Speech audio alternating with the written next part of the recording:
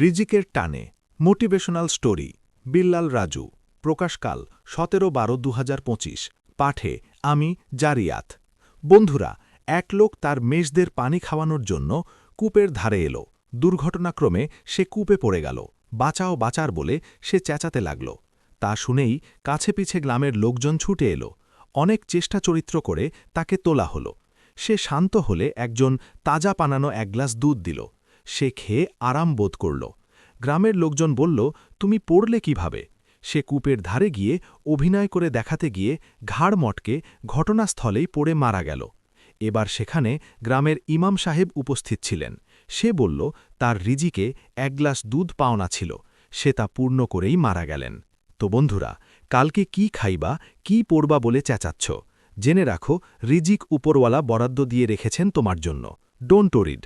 আল্লাহ পাক সবাইকে শুভ বুদ্ধি দান করুন, আমিন।